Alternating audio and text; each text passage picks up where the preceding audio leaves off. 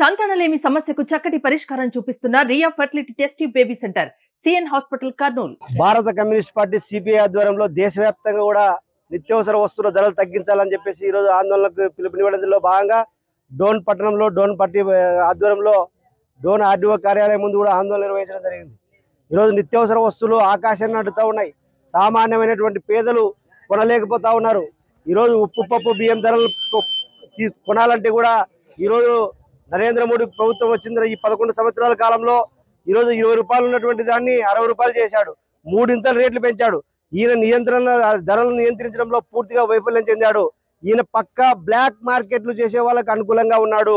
ఈ దేశంలో Reliance mart పేరు మీద, డి మార్ట్ పేరు మీద, లేదా అదాని మార్ట్ పేరు మీద, లేదా సూపర్ మార్కెట్ మార్ట్ల మీద విపరీతంగా పర్మిషన్లు ఇచ్చేసి వాళ్ళే ఈ దేశంలో ఆహార ఉత్పత్తులను కూడా కృత్రిమ కొరత సృష్టిస్తూ ఉన్నారు. వాళ్ళందరినీ కూడా కట్టడి చేయడంలో నరేంద్ర మోడీ పూర్తిగా వైఫల్యం చెందాడు. వాళ్ళు ఇచ్చేటువంటి ఎన్నికల డబ్బుల కోసమే ఈరోజు వాళ్ళని అరికట్టడంలో ఘోరంగా విఫలమయ్యాడు. ఈరోజు ఈ ప్రభుత్వానికి సిద్ధశుద్ధి లేదు. ఈరోజు జిఎస్టీ పరిధిలోకి అన్ని తీసుకొస్తారన్నాడు. జిఎస్టీ పరిధిలోకి ఉప్పు పప్పు బియ్యం ధరలు తీసుకొచ్చినప్పుడు ఈరోజు పెట్రోల్, డీజిల్, గ్యాస్, కరెంటు ఛార్జీలు ఎందుకు తీసుకురాలేదు?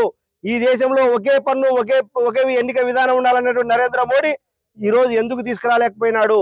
ఈరోజు పెట్రోల్, డీజిల్ ధరలు విపరీతంగా ఏ రాష్ట్రాలకు ఆ రాష్ట్రాలకు అప్పచెప్పి మీ రాష్ట్రాల్లో మీరు ఇష్టం వచ్చినట్టు పెంచుకోండి అని చెప్పినటువంటి ఆయన జిఎస్టీ నిత్యావసర వస్తువుల పేరు మీద మాత్రం జిఎస్టీ వసూలు చేస్తా ఉన్నాడు. ఇది ఎంతవరకు సబబు? అందుకోసమే భారత కమ్యూనిస్ట్ పార్టీ ఈ దేశంలో ప్రజల కోసం పోరాటం చేసేటువంటి ఎర్ర జెండా పార్టీ ఒక్కటే కాబట్టి దేశవ్యాప్తంగా ఆందోళనకు పిలుపునిచ్చింది. రేపు 6వ తేదీ ఈ దేశంలో ఉన్నటువంటి అన్ని కలెక్టర్ కార్యాలయాన్ని కూడా పేద ప్రజలతో ముట్టడిస్తాం. ధర తగ్గేంత వరకు కూడా చేస్తాం. ఒక్కసారి పునరాలోచించుకోవాలని చెప్పేసి సిపిఐగా హెచ్చరిస్తా ఉన్నాం.